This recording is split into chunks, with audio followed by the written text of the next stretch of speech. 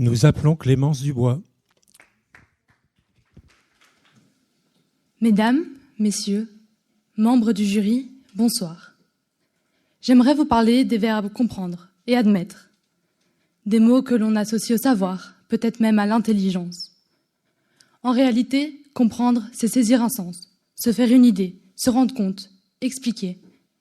Mais que se passe-t-il lorsqu'admettre dérange ? Que devons-nous faire quand cela nous oblige à regarder l'inacceptable ? De ce fait, dès le départ, comprendre apparaît comme une question morale et non comme un simple exercice intellectuel. Pour commencer, admettre, ce n'est pas approuver.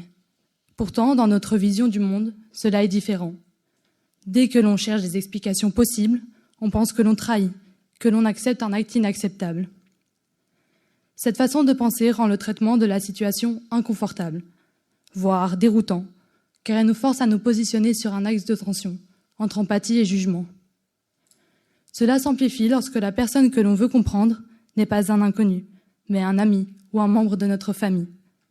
Dans ce cas, la compréhension dépasse la réflexion intellectuelle et touche à notre sens affectif, à la loyauté et à l'attachement. Ainsi, comprendre devient une épreuve morale, un dilemme social. Comprendre un acte, c'est donc en analyser les causes. Par exemple, chercher si l'individu qui a fauté était sous l'influence d'autrui, conditionné par son environnement, ou poussé dans une certaine direction. Comprendre, c'est donc éclairer le contexte dans lequel l'acte a été commis. Dans une relation amicale ou familiale, on ne parle plus d'un individu inconnu, mais de quelqu'un avec qui l'on partage des souvenirs, de quelqu'un qui nous connaît personnellement. La compréhension envers un proche peut alors devenir un mécanisme de protection, un moyen de ne pas devoir accepter que cette personne ne corresponde plus à nos valeurs, ou encore un moyen d'éviter la rupture. Cependant, admettre l'existence d'une cause n'efface ni le choix de l'individu coupable, ni ses conséquences. Cela permet simplement de reconnaître que nos décisions ne proviennent pas de nulle part. Elles sont le résultat d'un ensemble de facteurs sociaux, personnels et émotionnels. À la suite de cet ensemble de facteurs, chaque individu possède une sensibilité et une vision du monde qui lui est propre. Comprendre les causes nous permet donc simplement d'éclairer le contexte des actes, mais il ne sert pas à justifier. Par conséquent, la morale, contrairement à ce que l'on pourrait croire, ne disparaît pas quand on comprend, mais elle commence lorsque, malgré la compréhension, on refuse d'accepter l'acte. Mais c'est également à ce moment-là que la situation devient dérangeante. Maintenir un équilibre entre lucidité et responsabilité peut être difficile. De fait, la frontière entre la compréhension et l'acceptation est fragile, car comprendre peut devenir un problème dans la considération des personnes touchées. À force de chercher des explications, on commence à justifier. On déplace l'attention de l'acte commis vers la personne qui a fauté et, au lieu de se questionner, on compatit et on excuse. Pour illustrer cette idée, prenons l'exemple du mythe de Médée.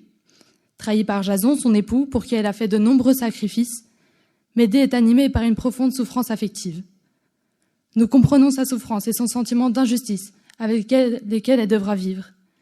Toutefois, devons-nous pour autant accepter son geste, qui est de tuer ses enfants obtenus par sa liaison avec Jason, simplement parce que nous connaissons les raisons qui auraient pu la pousser à agir ? Cet exemple montre bien la limite entre la compréhension et l'acceptation. Mais une question demeure alors. Jusqu'où la compréhension peut-elle aller sans porter atteinte à notre morale ? Face à ce questionnement, certains choisissent de refuser de comprendre. Ils construisent un mur. Il y a des actes qui ne méritent aucune explication.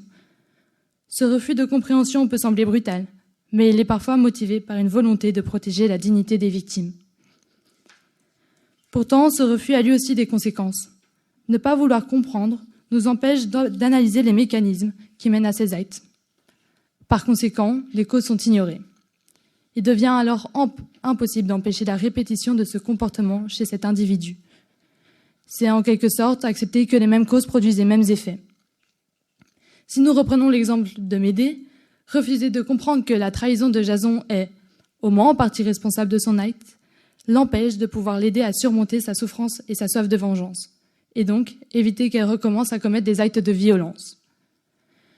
Ne pas vouloir comprendre protège alors parfois la morale, mais bloque tout de même toute possibilité de changement. Et donc, accepter de comprendre devient un outil pour empêcher les actes jugés immoraux de se reproduire. Enfin, ne pas comprendre peut conduire à la stigmatisation de l'individu. En effet, si nous nous arrêtons uniquement à ses actions, l'individu risque d'être jugé comme une personne malhonnête ou malsaine, sans possibilité d'évolution. Or, certains ne se rendent pas compte que leurs actes ne sont pas acceptables. Ce refus de compréhension pousse alors certains individus à continuer, car ils adoptent une mentalité dans laquelle leur changement est impossible, renforçant ainsi la stigmatisation. Ne pas comprendre peut ainsi aggraver exactement ce que l'on cherche à éviter, ces actes anormaux. C'est pourquoi comprendre est une épreuve morale, non pas parce que cela serait une faiblesse, mais parce que cela exige de trouver un équilibre entre nos valeurs, de faire des choix et de savoir distinguer les actions de la personne qui les a commises. Comprendre, ce n'est pas accepter l'acte, mais c'est accepter de voir au-delà de celui-ci afin de pouvoir faire preuve d'humanité. Merci beaucoup.